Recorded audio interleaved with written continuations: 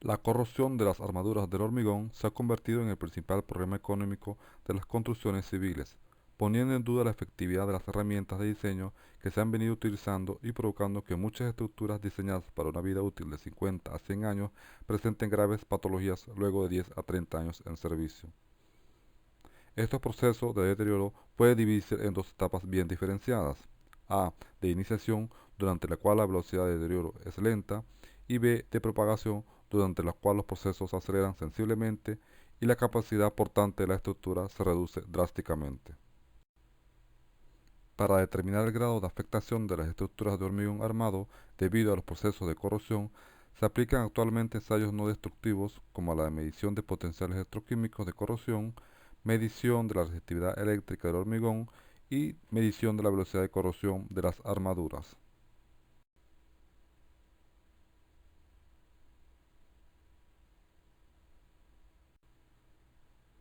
Los iones de cloruro pueden penetrar desde el exterior a través de la red de poros del hormigón o se incorporan al hormigón como contaminante de algunos de los componentes de la mezcla a grados finos o gruesos, agua, aditivos, etc.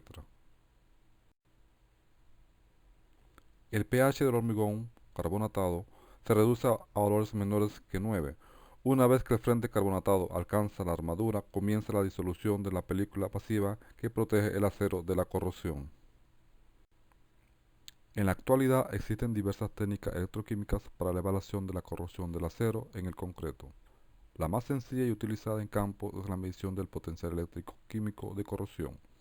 El potencial electroquímico de corrosión del acero en el hormigón es un parámetro que indica el estado de avance de la corrosión de la armadura, ya sea pasivo o activo, y nos da la información acerca de la cinética o velocidad con que avanza la corrosión. Para este caso, los potenciales electroquímicos están dados dentro de un rango de más 200 mV a menos 200 mV. Se caracteriza por la ausencia de cloruro con un pH mayor a 12.5 y la presencia de agua. Se considera en estado pasivo de corrosión y el riesgo de daño es despreciable. Para este caso, los potenciales electroquímicos están dados dentro de un rango de menos 200 mV a menos 600 mV. Se caracteriza por la presencia de cloruro, oxígeno y agua. Se considera una corrosión localizada y el riesgo de daño es alto. Para este caso, los potenciales electroquímicos están dados dentro de un rango de menos 150 mV a menos 600 mV. Se caracteriza por la presencia de oxígeno carbonatado y se considera una corrosión uniforme y el riesgo de daño es de moderado a alto.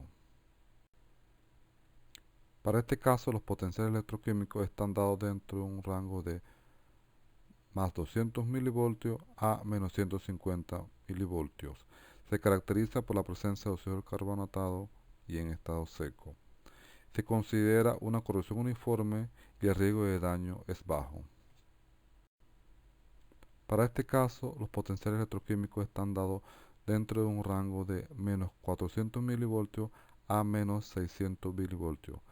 Se caracteriza por la presencia de cloruro elevado, agua y agua carbonatada. Se considera una corrosión uniforme y el riesgo de daño es alto. Para este caso, los potenciales electroquímicos están dados dentro de un rango inferior a menos 600 mV. Se caracteriza por la presencia de cloruro y agua. Se considera una corrosión uniforme y el riesgo de daño es despreciable. Para medir la velocidad de la corrosión se utilizan técnicas electroquímicas como las curvas de polarización, resistencia a la polarización e impedancia electroquímica, basadas en la teoría de Stern-Gerry, que establece la relación entre la densidad de la corriente de corrosión, I-Cor, es decir, la velocidad de corrosión con la resistencia a la polarización. Cuando se hace actuar a un metal como electrodo de trabajo en una celda electroquímica, el potencial del mismo cambia con el tiempo, en función del propio sistema metal-electrolito y de la polarización que se aplica mediante una fuente de potencial corriente eléctrica externa. Las gráficas que se obtienen relacionan el cambio de potencial con la densidad de corriente y se denominan curvas de polarización. Las curvas de polarización son una valiosa herramienta en la corrosión, ya que se puede obtener información acerca de los procesos que ocurren con tan solo calcular la velocidad de corrosión. El método de resistencia a la polarización requiere polarizaciones pequeñas.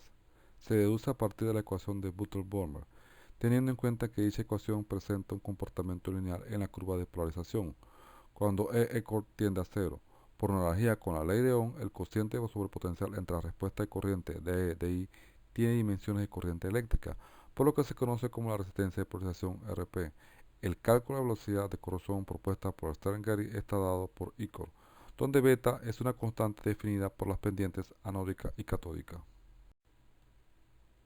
La técnica de impedancia electroquímica es una técnica de corriente alterna que involucra elementos eléctricos en función de la frecuencia de la señal. La impedancia Z es un vector, por lo tanto posee un módulo y un ángulo de fase. Este vector se puede representar en el plano complejo en función de una parte real y una imaginaria, donde W es la frecuencia angular. La representación de Z con la W como variable en el plano complejo se conoce como diagrama de Nyquist. Para analizar el diagrama de impedancia de un sistema electroquímico se hace necesario recurrir al concepto de circuito equivalente, constituido por una hipotética combinación de elementos eléctricos pasivos que da un comportamiento similar al electroobjeto de estudio. Con la resistencia de protección podemos obtener por la ecuación de Stern-Gerry la velocidad de corrosión. Para el nivel muy leve, el hormigón se encuentra muy seco sin contaminación de cloruros. Para el nivel leve, el hormigón se encuentra seco, carbonatado o poco contaminado con cloruro. Para el nivel moderado, el hormigón se encuentra húmedo, carbonatado o poco contaminado con cloruro. Para el nivel alto, el hormigón se encuentra muy húmedo, carbonatado o contaminado con cloruro. Para el nivel muy alto, el hormigón se encuentra muy húmedo, carbonatado o muy contaminado con cloruro.